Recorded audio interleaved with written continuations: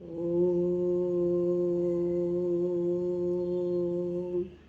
ह्रीं श्रीं क्लीं भुवनेश्वराय नमः। दर्शकों नमस्कार। Hope all is good. दर्शकों, आज बात कर लेते हैं 10 महाविद्याओं में से चौथी महाविद्या।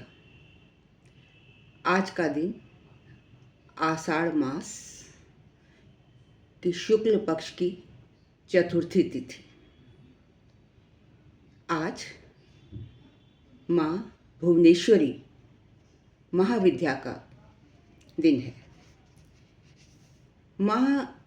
माँ भुवनेश्वरी महाविद्या हिंदू धर्म की एक तांत्रिक देवी है। देखिए, इन सभी देवियों का जो ओरिजिन है वो दुर्गा माँ या देवी देवताओं से इनकारनेशन के थ्रू हुआ है। जब जब भी संसार में राक्षस रूपी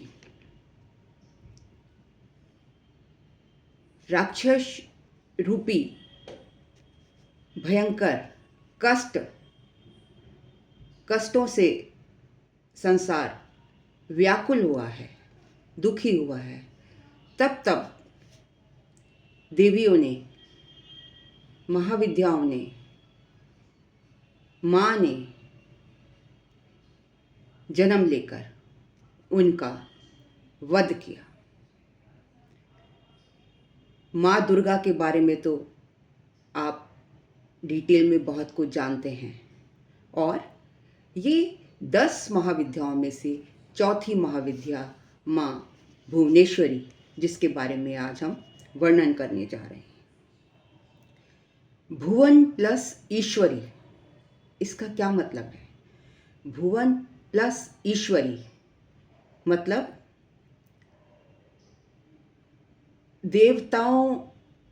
देवता लोग इनको संसार की सर्वोच्च देवी भुवनेश्वरी को मानते थे।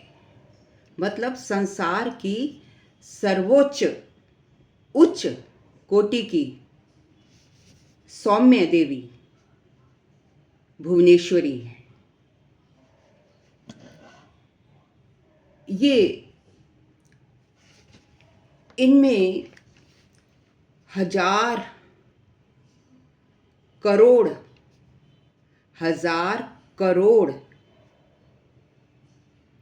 सूर्य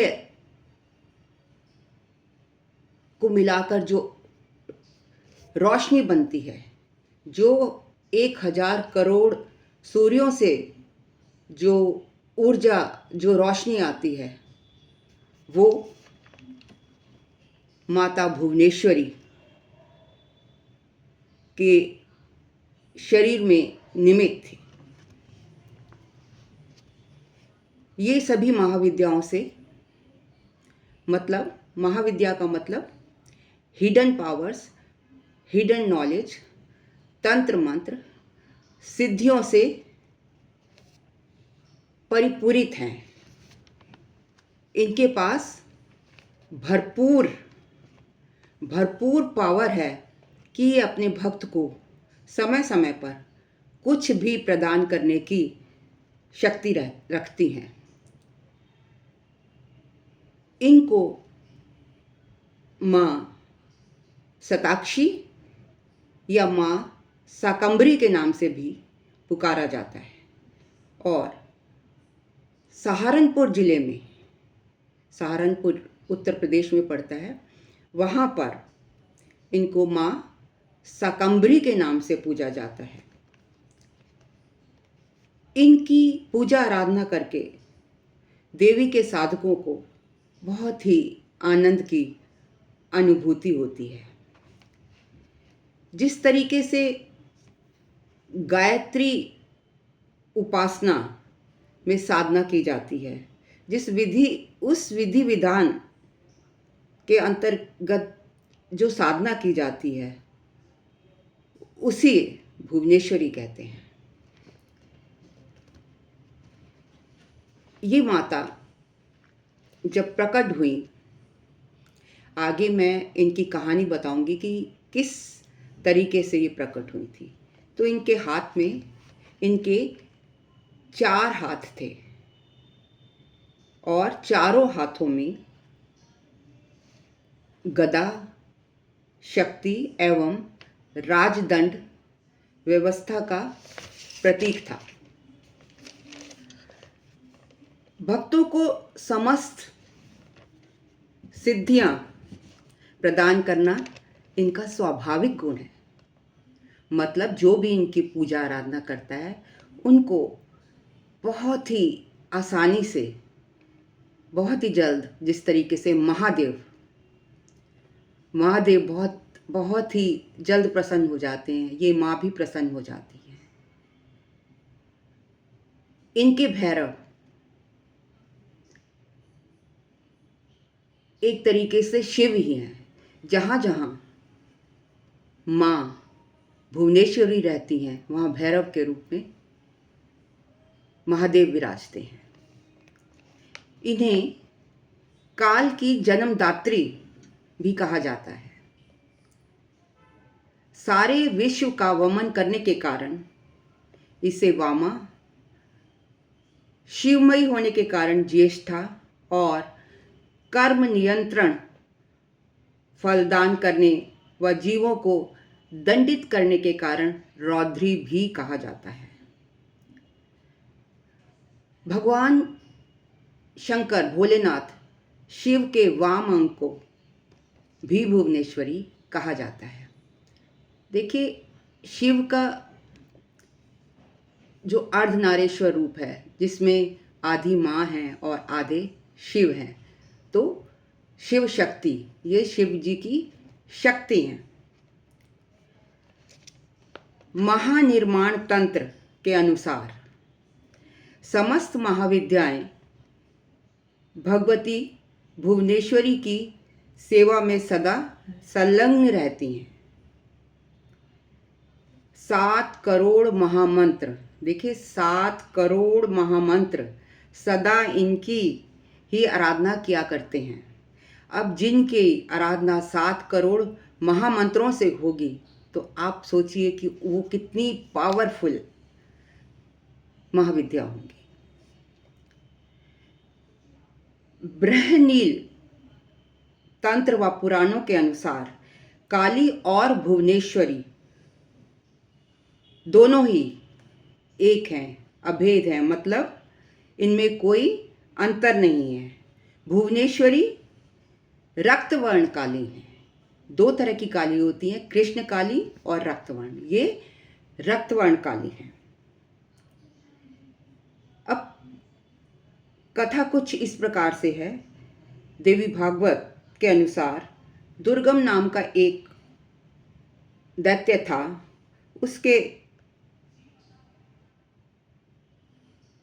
उसके अत्याचारों से परेशान होकर देवताओं ने और ब्राह्मणों ने भुवनेश्वरी की आराधना की और वो प्रकट हुई।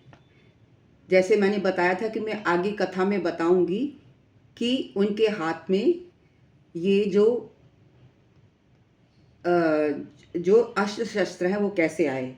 तो जब वो प्रकट हुई तो उनके हाथ में वाण, कमल, पुष्प और शाक मूल, ये सब उनके हाथों में थे। भुवनेश्वरी माँ के नेत्र बहुत सजल हैं। उनके नेत्र, सजल मतलब जल है। अब देखिए, इन्होंने धरती और आकाश दोनों की उत्पत्ति की थी। इनके नेत्रों से सहस्त्रों धाराएं, अश्रु जल की सहस्त्रों धाराएं निकली जब ये प्रकट हुई थी। तो इससे पृथ्वी पर जितने भी इस जल से भूमंडल पर सभी प्राणी तृप्त हो गए। मतलब जो इनके आंसुओं से जो धार निकली, जो जल निकला, तो जितने भी प्राणी थे वो उनको ग्रहण करके तृप्त हो गए। सरिताओं में, नदियों में, समुद्र में जल भर गया।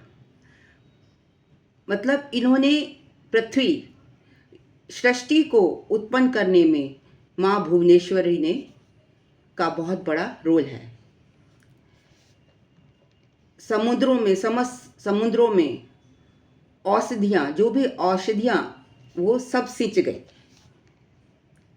इनके हाथ के शाकों, जो शाक मतलब सब्जी, फल फूल से प्राणियों को, मतलब ये अपने हाथ में शाक लिए हुए हैं, फल फूल लिए हुए हैं, तो उससे प्राणियों को का पोषण हुआ। उन्होंने उसको खाकर अपना पेट भरा और इसीलिए ये शताक्षी और शाकंभरी कहलाई। इन्होंने दुर्गमासुर को युद्ध में मारकर देवताओं को, वेदों को पुनः सौंप दिया। मतलब जो दुर्गमासुर दैत्य था वो देवताओं को परेशान करता था, तो इन्होंने उनको वेद फिर से उस दैत्य को मार के देवताओं को वेद सौंप दिए और इसके बाद इनका नाम दुर्गा भी प्रसिद्ध हुआ। इनकी उपासना, आराधना से पुत्र की प्राप्ति होती है। इनके बहुत से स्रोत हैं जो प्रायः दुर्लभ हैं। इनकी आभा सूर्य के समान है। मस्तक पर चंद्रमा का मुकुट है। चेहरे पर मुस्कान की छटा है। माँ भुवनेश्वरी के अंगों से माँ भुवनेश्वरी के मंत्रों से अगर उनके आप मंत्र जाप करते हैं तो आज्ञा चक्र जागृत हो जाता है। आपकी कुंडलिनी जागृत हो जाती है। कुंडलिनी शक्ति, माँ भुवनेश्वरी के जो मंत्र हैं आप उनका जाप करेंगे तो आपकी कुंडलिनी शक्ति जागृत होने में मदद मिलेगी। स्फटिक यंत्र और श्री यंत्र, इससे इनकी आराधना की जाती है। इस पर लाल चंदन या कुमकुम से तिलक किया जाता है। और जो जातक इनकी इस तरीके से पूजा आराधना करते हैं तो उनको सूर्य के समान तेज और ऊर्जा प्राप्त होती है। ये राजनीति में भी सफल होने के लिए आपको मदद करती हैं। अगर आपको धन की अभिलाषा है तो ये आपको अचानक धन लाभ भी कराती हैं। इनकी पूजा आराधना करने से, ध्यान से सुनिए, इनकी पूजा आराधना करने से स्वादिष्टान चक्र की जागृति हो जाती है और इनकी पूजा श्री चक्र से की जाती है। आप उस पर ध्यान, मेडिटेट करते हैं। भुवनेश्वरी देवी आपको जन्म मरण के साइकिल से फ्री कराती है। पौड़ी गढ़वाल, उत्तराखंड में पौड़ी गढ़वाल, वहाँ पर एक गांव है, श्यामपुरा गांव है। वहाँ पर पिंडी रूप में सांगुड़ा मंदिर, जो कि 1957 में जिसको स्थापित किया गया था, वहाँ पर इनकी पूजा आराधना बड़े जोर शोर से की जाती है। माँ भुवनेश्वरी सौम्य कोटि की देवियों की श्रेणी में आती हैं, जो कि तभी ये करोड़ों सूर्यों की कांति से युक्त हैं। ये अपने भक्तों को मन वांछित पुत्र या पुत्री का आशीर्वाद भी देती हैं और धन्य धान से संपन्न बना देती हैं।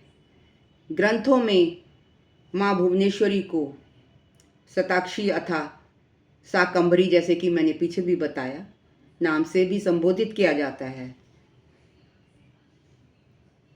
माँ भुवनेश्वरी की कृपा से आपको राजनीतिक उन्नति मिलती है। माँ भुवनेश्वरी अंतरिक्ष व पृथ्वी की जननी है। शिव जी की पत्नी और माता भुवनेश्वरी सर्वोच्च देवी हैं। वह समय के अनुसार सब कुछ प्रकट कर देती हैं और बुराइयों को नष्ट कर देती हैं। माता भुवनेश्वरी महाविद्या की कृपा से भक्त को शक्ति, बुद्धि और धन की प्राप्ति होती है। पुराणों के अनुसार देवी भुवनेश्वरी को विष्णु के अवतार से भी जोड़ा गया है। ऋग्वेद में कई पवित्र मंत्रों में देवी भुवनेश्वरी को धरती माता और पृथ्वी से जुड़ा भी बताया गया है। माँ का चेहरा मुस्कुराहट लिए हुए मानो शिव के समान ही तीसरा नेत्र सुशोभित है। इनके 4 हाथ हमेशा अभय मुद्रा में रहते हैं। माँ के तीसरे हाथ में राजदंड, जो कि व्यवस्था का प्रतीक है, वो सुशोभित है।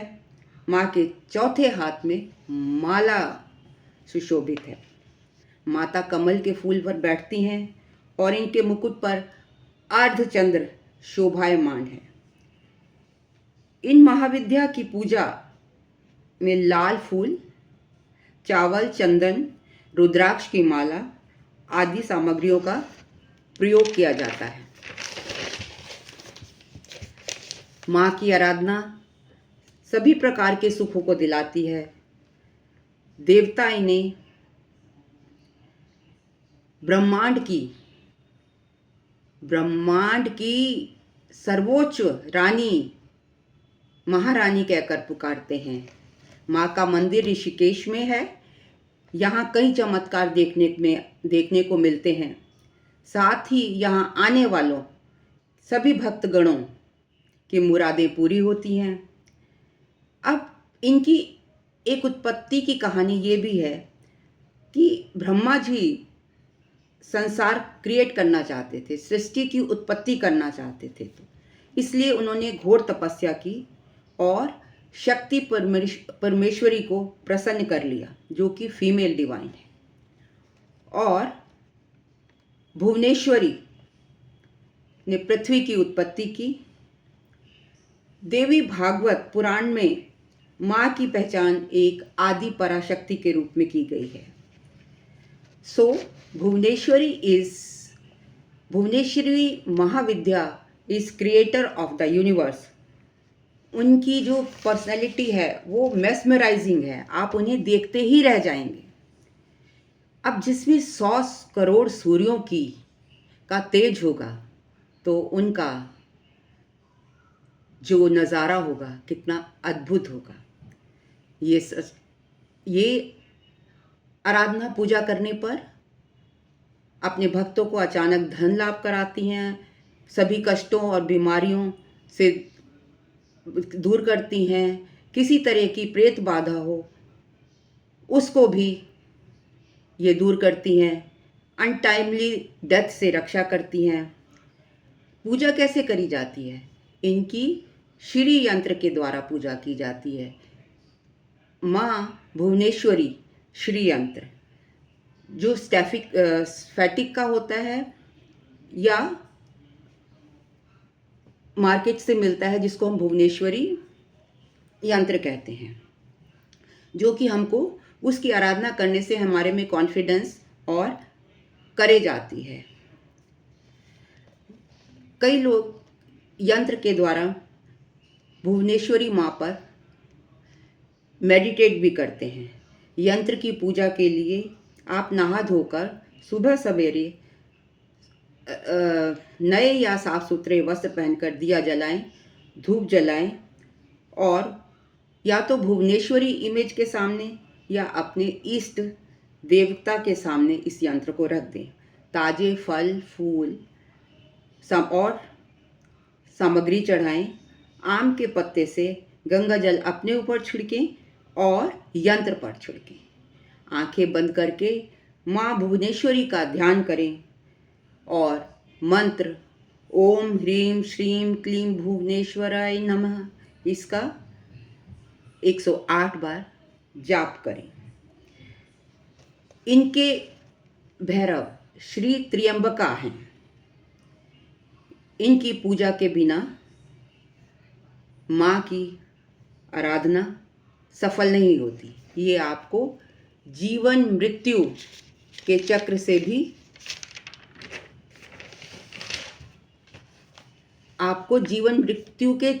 निकाल देती है। मतलब आपका बार बार रीबर्थ नहीं होगा अगर आप माँ की आराधना करोगे। ये व्यक्तियों के, जातकों के, साधकों के रिश्तों को सुधारती हैं और उन्हें सुखी रहने का आशीर्वाद देती हैं। माँ बहुत से भारतवर्ष में भी, सिडनी में, अमेरिका मतलब बाहर के देशों में भी बहुत से मंदिर हैं जो माँ को समर्पित हैं। चाहे उनका नाम कोई भी है, लेकिन उनकी पूजा आराधना भुवनेश्वरी महाविद्या को समर्पित करके की जाती है। जैसे कि तमिलनाडु में पाडुकोडाई मंदिर है, केरला में अंचुमाना मंदिर, गोंडल में, गुजरात स्टेट में गोंडल में एक मंदिर, माता का मंदिर है। नॉर्थ अमेरिका में पराशक्ति नाम से मंदिर है। देखिए, नॉर्थ अमेरिका में भी बाहर के लोग भी इस शक्ति को मानते हैं, विश्वास करते हैं। सिडनी में शिवा का मंदिर है जो कि माता को समर्पित है।